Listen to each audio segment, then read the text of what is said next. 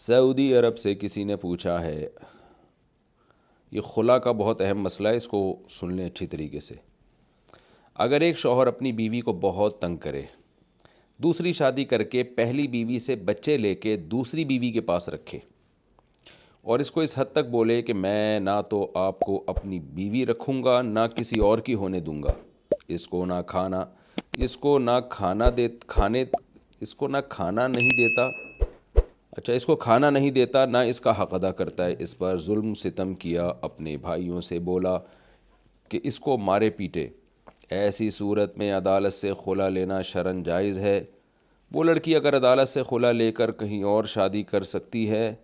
کیونکہ جب وہ لڑکی عدالت چلی گئی تو اس کا شوہر عدالت آیا ہی نہیں، وہ سعودی عرب میں تھا، اس نے اپنا دفاع نہیں کیا، کچھ بھی نہیں بولا، بس عدالت نے یک طرفہ فیصلہ سنا کہ خلا کا پیپر دے دیا، تو کیا یہ شرعاً جائز ہے؟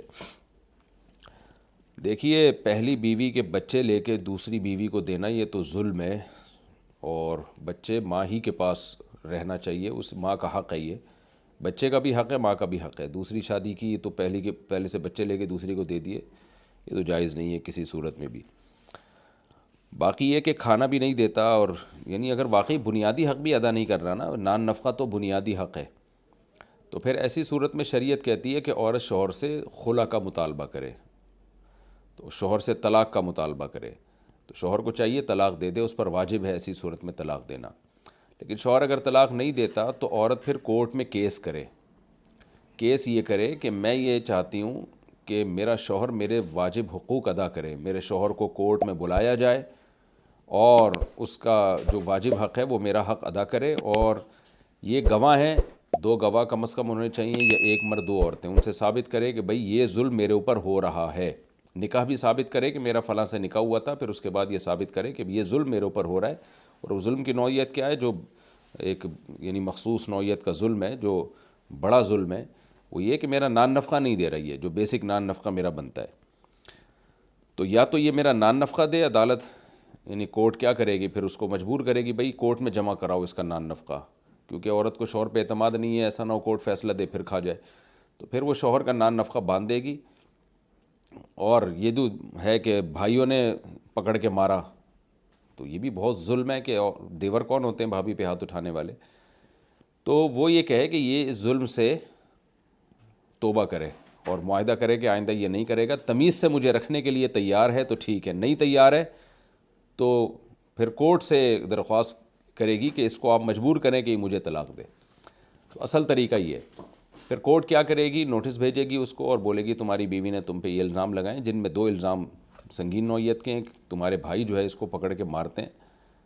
اور دوسرا مسئلہ یہ ہے کہ تم اس کا بیسک نان نفقہ ادا نہیں کر رہا، تو عزت کے ساتھ اس کو اگر رکھ سکتے ہو تو رکھو، ورنہ اس کو چھوڑ دو۔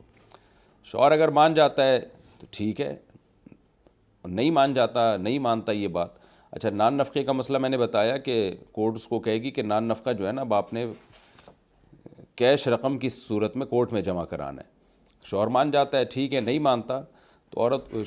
کورٹ اسے کہے گی پھر اسے طلاق دو، دے دیتا ہے تو ٹھیک ہے، نہیں دیتا تو پھر کورٹ نکاح خود ختم کر سکتی ہے۔ تو یہ وہ کنڈیشن ہے جس میں کورٹ کا کیا ہوا نکاح، جب کورٹ نکاح ختم کرے گی تو وہ معتبر مانا جائے گا۔ لیکن آپ نے جو صورت بتائی ہے، آپ نے کورٹ میں کیس کیا اور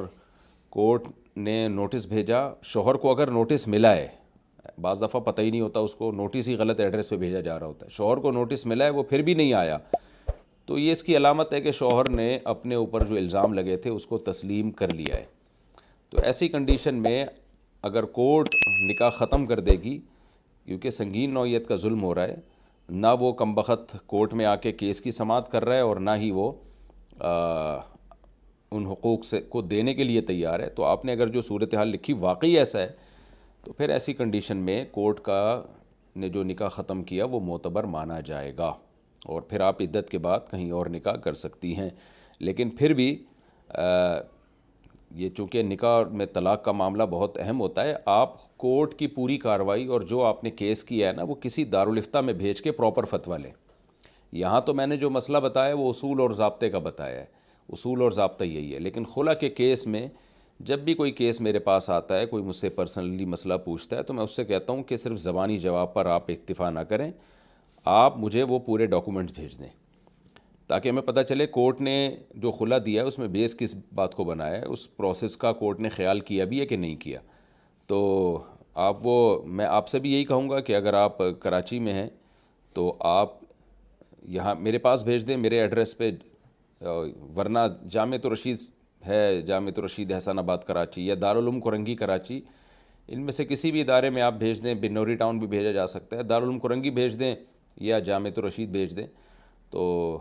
پورا جو ہے نا وہ اس کی، اور پھر اس میں یہ بھی لکھ دیں کہ اگر یہ کورٹ نے خیال نہیں کیا شرعی طریقے سے نکاح ختم کرنے کا، بعض دفعہ ویلڈ کیس ہوتا ہے لیکن کورٹ کو پتہ ہی نہیں ہوتا کہ شریعت میں فسخ نکاح کا طریقہ کیا ہے، تو وہ تو بس بیٹھے ہوئے ہوتے ہیں ٹھپا لگانے کے لیے۔ تو علماء آپ کو یہ بھی بتا دیں گے کہ اگر یہ کورٹ کا خلا ٹھیک نہیں ہے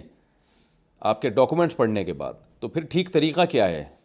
تو وہ کورٹ میں نہ ہو تو پھر علماء کی جو ہے مجلس میں اس کو پیش کر کے نکاح ختم کرایا جا سکتا ہے۔ تو خلاصہ یہ ہے کہ اگر کوئی شوہر واقعی عورت پہ ظلم کر رہا ہے نا، واقعی ظلم کر رہا ہے، اور عورت کے پاس اس کا ثبوت بھی ہو،